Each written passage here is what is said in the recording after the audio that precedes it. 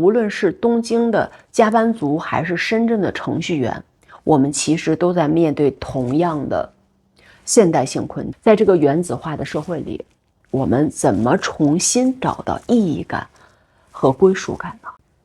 嘿，大家好，这里是为你读书。这一期呢，该讲孤独消费论的第5章，也就是最后一章了。三浦展这一章其实是从一个很小的困惑开始的。他讲他遇到了一个24岁的年轻人推荐 Gap 古着，这让他很不解。Gap 也就 GAP 这个平重的大众品牌为什么是老款的更受欢迎呢？古着这里需要再次说明一下，在三浦展的语境中呢，古着指的是在二手市场淘来的真正的有年代感，而且现在已不再生产的衣服。它们往往是原产国制造，设计精美面料非常上乘，做工很精细，彰显的呢是浓郁的品牌特色，承载着历史和故事。它不是简单的旧衣服，而是有特定时代印记的服装。于是三浦展他开始了实地调查，走遍了高原寺、吉祥寺的古着店，慢慢的他发现了一个更大的途径，就是我们可能正在经历一场消费观念的转变，从追求新转向了追求有故事。他观察到的现象挺耐人寻味的，你像连锁品牌的品质在下滑，反而是所谓的经典老款保持了当年的工艺水准。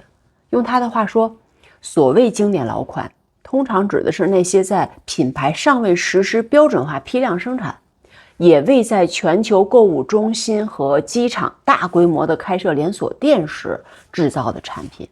这些服饰往往是原产国制造，设计精美，面料上乘，做工精细，彰显了浓郁的品牌特色。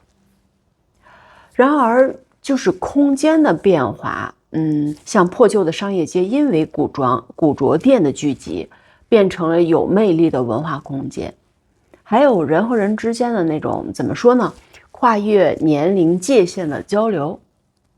三浦展把这种现象理解为从成熟到精粹的社会转变。这个精粹概念也很有意思，我理解就是消费社会发展到一定阶段以后呢，人们开始追求更深层的东西了。它不只是数量和新鲜度，而是追求质感、故事性和可持续性。那时间在这里发生了什么呢？刚才讲到的是空间的变化，那时间在这里发生了什么？但是等等，我突然想到了一个很奇怪的地方，就是我们通常觉得时间是让东西贬值的，对吧？手机用久了就不值钱了，新款出来了，尤其是新款出来了，那旧款就是过时。消费主义的基本逻辑好像就是新等于价值，可古着好像把这个逻辑给颠覆了。一件1970年代的 Gap 牛仔夹克，正是因为旧，因为承载着时间的痕迹，反而更有价值。这里边到底发生了什么呢？时间突然从贬值因素变成了增值要素。我有一个模糊的感觉，就是也许是2个看似矛盾的过程在同时进行。你看，一方面时间本身好像被商品化了，那些年代感、历史印记、工艺细节都变成了可以定价的商品属性。古着店主会跟你说这件衣服来自于哪个年代，用了什么面料，有什么特殊的工艺。时间和历史，它变成了销售的卖点。另外一方面呢，商品的情感层面又在被去商品化。当你跟古着店的老板聊一件衣服的来历，听他讲前任主人的故事，那种交流已经超越了纯粹的买卖关系了。三浦展观察得很细致，书中是这样描述的，无论是与认识的人还是不认识的人，都能通过古着感受到一种链接、历史和故事性，这也是古着独有的魅力所在。这个双重过程是很矛盾的，但可能正是现代人去寻找的某种平衡。既不完全的拒绝商品社会，也不完全的沉溺其中。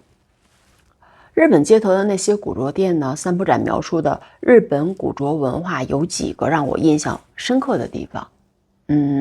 第一个就是空间的神奇转换。高原寺那条破旧的商业街，他说30年前不过是一条破旧的商业小巷，随着代际更替等原因，空置的店面逐渐变成了古着店，最终赢得了古着街的美誉。这种转换很奇妙，它不是通过拆建，而是通过内容的改变，通过新的使用方式，然后它有了文化的沉淀。第二个是时间的积累效应。从1996年到97年开始，这条街就在发生，慢慢的就在发生着变化。也就是说，这不是什么突然的潮流，而是一个缓慢的持续的文化沉淀过程。这让我想到，真正有意思的文化现象可能都需要时间的发酵。还有就是人和人之间那种跨越年龄界限的交流。古着店成了一个特殊的社交空间，老年人和年轻人因为对某件衣服、某个时代的共同记忆而产生连接。三浦展就把这种情况称之为不同于纵向，也就是代际，与横向，也就是同辈的新型的人际关系。我觉得可以叫它斜向链接。这种连接方式呢很有意思，它跨越了常规的社交边界。然后我开始想啊，咱们中国的情况是怎样的？在上海有安西市场，我见过那些在古着堆里头翻找的年轻人，那种专注的神情跟三浦展描述的日本年轻人是非常像的，又有些不同的质感。中国的21到35岁的青年，他们的古着消费好像带着更强烈的反抗色彩。它不只是个性化的表述，它更像是对这种标准化生活的某种拒绝。在996的工作节奏下，穿古着像是在无声地说，我不要被完全定义，我还有自己的审美和选择。那体验的分享方式也不太一样。日本人享受在实体的古着店去挖宝的过程，那种面对面的交流。而中国青年呢，更多的是在线上分享这种体验。小红书上关于古着穿搭的笔记，其实就是在重新定义一种什么叫做值得炫耀，就是它不是最新的，也不是最贵的，而是最有趣的、最独特的，甚至是最有故事感的。当然，中国和日本的这种古着的喜欢和古着的消费的社群的形成方式也很不同。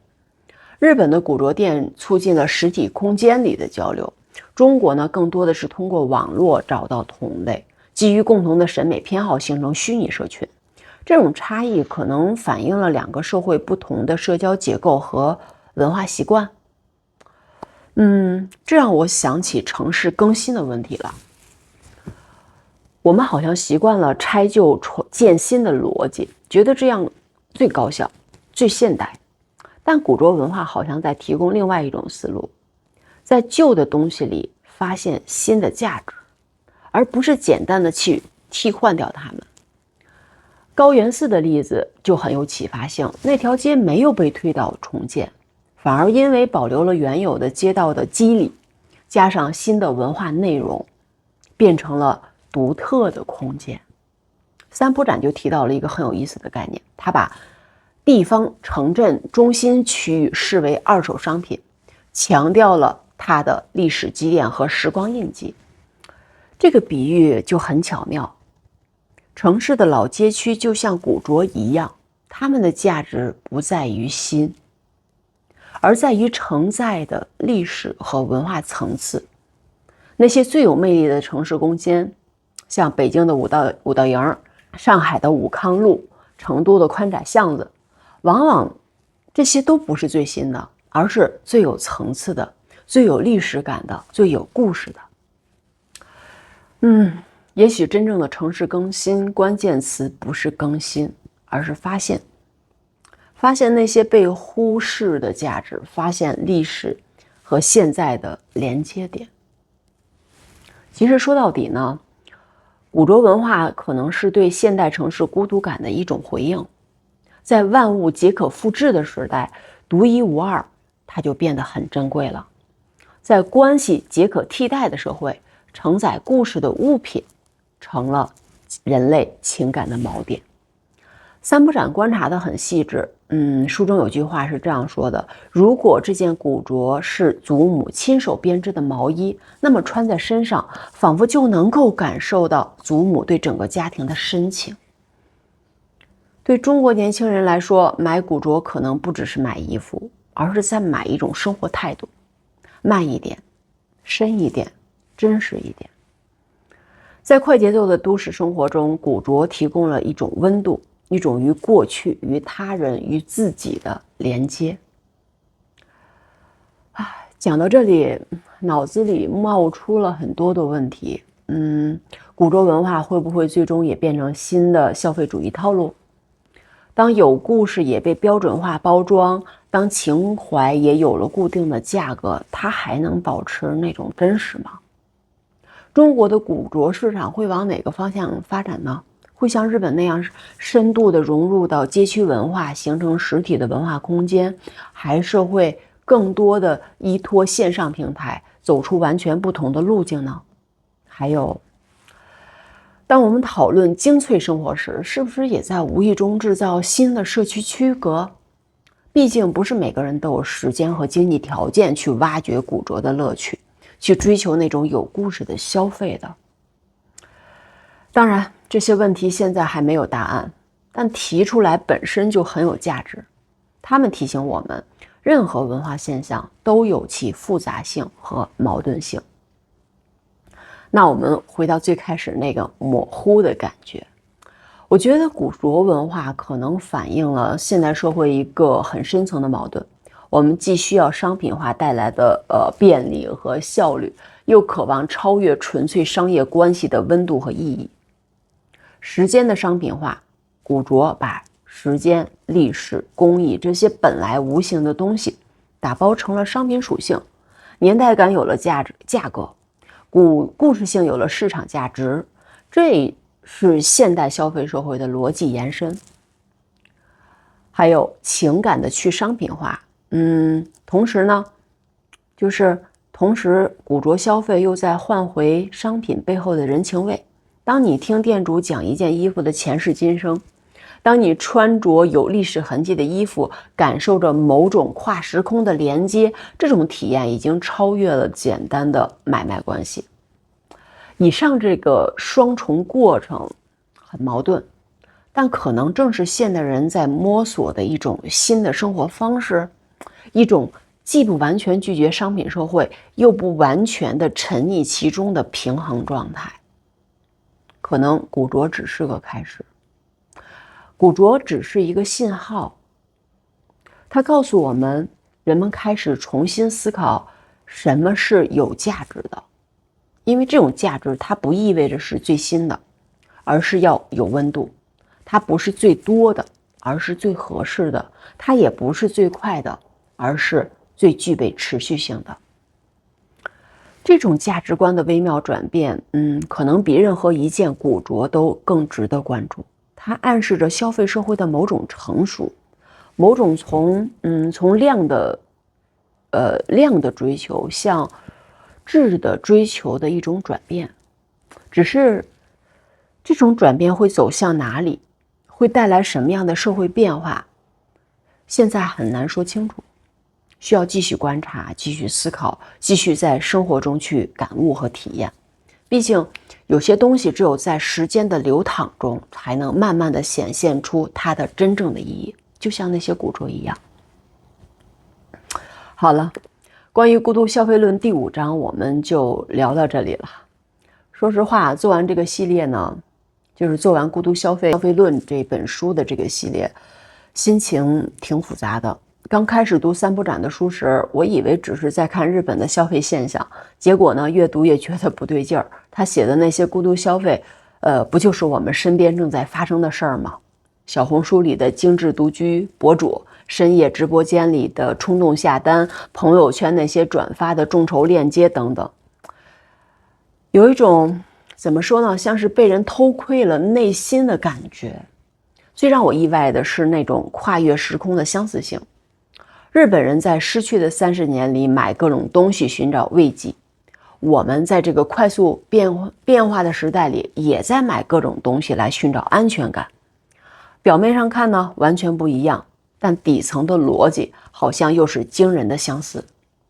这让我想到了一个可能有点大的问题，就是会不会无论是东京的加班族还是深圳的程序员，我们其实都在面对同样的现代性困境呢？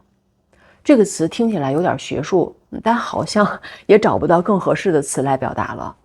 还有就是我对孤独这个词的理解现在完全改变了。以前总觉得孤独是负面的，是缺失，是需要被填补的空洞，但现在我觉得现代人的孤独可能更复杂，它既是我们被迫承受的，也是我们主动选择的结果。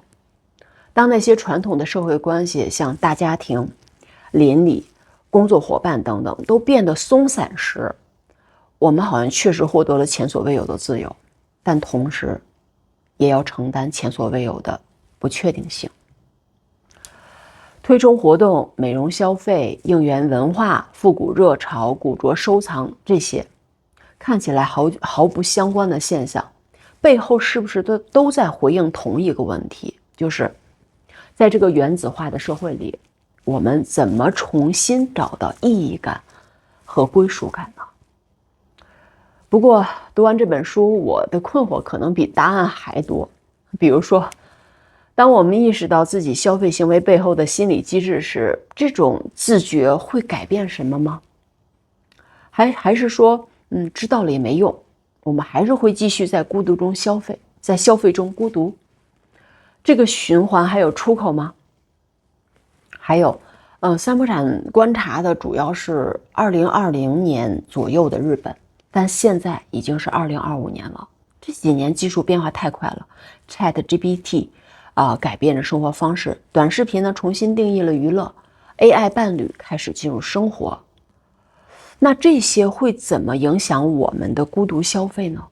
会让它变得更严重，还是提供了新的可能性？这个我暂时都没有答案，但正是这本书给我的这些悬念，让我觉得继续探索会很有意思。